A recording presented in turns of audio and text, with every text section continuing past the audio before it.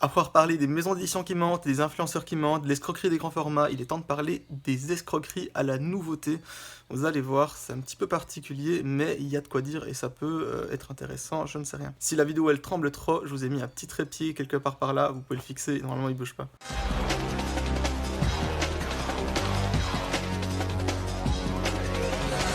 Yo les furios, c'est Léon Brando.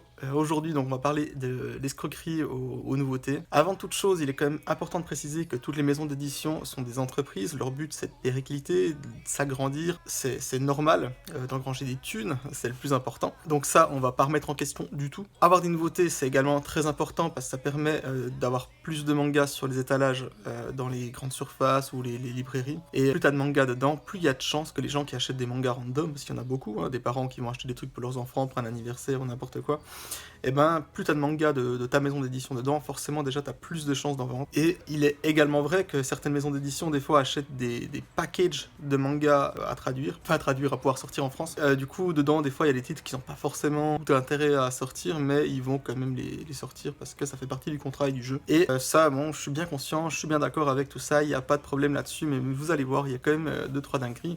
Et là on va rester sur une maison d'édition un petit peu précise, je vais peut-être pas forcément la citer parce que de toute façon vous allez tout de suite comprendre qui c'est avec le contexte ou ce genre de choses.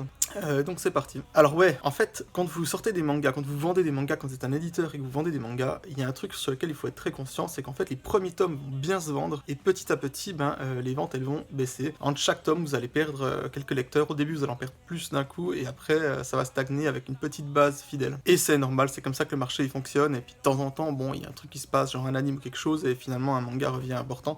Mais globalement, non, les ventes entre le premier tome et le dernier tome, c'est juste une chute gentille, enfin vertigineuse au début, puis un petit peu gentille après. D'où le fait que, quand même, gros respect aux éditeurs qui osent les séries longues. Le fait que Kana soit arrivé au bout du Shijima, c'est genre un miracle, hein, vraiment. Du coup, sortir un manga de vélo sans jaquette, en vrai de vrai, non, c'est nul un peu. Donc, sur une série longue, un machin comme ça, vu la perte de lecteurs au fur et à mesure, pour ma part, c'est fou de sortir un Ace of Diamond, de sortir des choses comme ça, c'est dingue. Il y a des éditeurs qui s'en sortent très bien d'ailleurs là-dessus, je trouve, en termes de soit de nouveautés, soit de séries.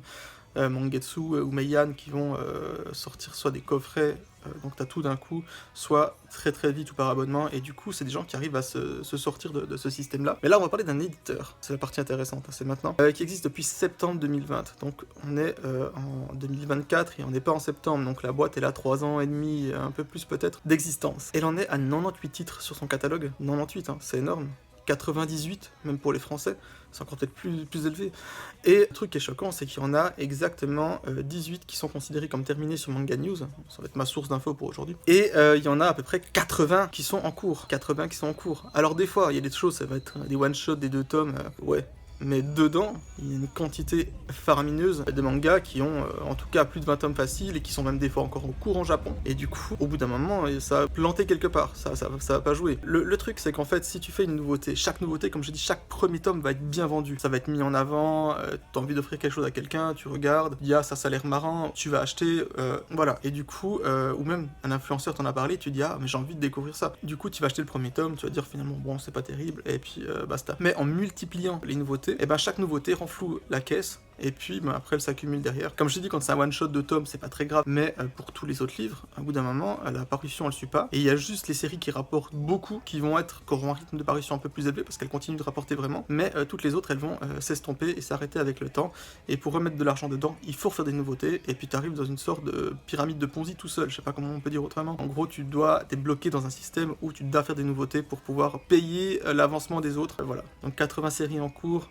courtes, d'autres très longues. Comment s'en sortir? J'en sais rien. Est-ce qu'ils vont y arriver? Je ne sais pas. Mais voilà. Et du coup, faut faire un petit peu attention. Comme je dis, il y a des éditeurs qui arrivent à sortir beaucoup de nouveautés. Je trouve Meian, par exemple, avec des choses, des fois, tu te dis, mais qui va acheter cette merde? Il y a sûrement des gens qui vont acheter cette merde. Mais à côté, ils arrivent à te faire un truc à la Baki ou avec des abonnements, des machins, ou à Kingdom, où ils sont partis de loin, ils ont rattrapé le truc. Pas de problème. Mais il y a d'autres éditeurs, dont celui que je sous-entends là. Franchement, si vous regardez chaque série dedans, le nombre de tomes parus, le nombre de tomes qu'il y a au Japon, soit terminé ou en cours, et le nombre de mangas manga qui rentrent dans cette catégorie-là, dans le release de mangas qui sont en cours, et ben voilà, à un moment donné, je pense que ça va coincer quelque part, ou alors il faut s'attendre à un tome tous les 4 ans pour chaque série, j'en sais pas, où ils chient des traducteurs à l'appel qu'ils arrivent à payer, j'en sais rien. Voilà, je voulais juste vous faire attention là-dessus, on m'a fait remarquer ça il y a quelques temps en DM, et je me suis un petit peu penché sur le truc, et effectivement, c'est assez flippant. Et surtout que la plupart des séries maintenant ont du retard, et les lecteurs sont pas forcément non plus très bien informés, des fois il y a des tomes collector qui sont censés sortir, qui sortent pas, pour des raisons qu'on ignore. Je voulais juste vous parler de ça un petit peu, ça change des problèmes habituels, c'est un éditeur chez qui j'achète rien, donc en même temps j'aurais pu fermer ma gueule, hein, je suis d'accord avec vous. Donc voilà, on va s'arrêter là, je vous fais des bisous, merci de m'avoir écouté une fois de plus, je vous laisse, ciao, café latte le matin.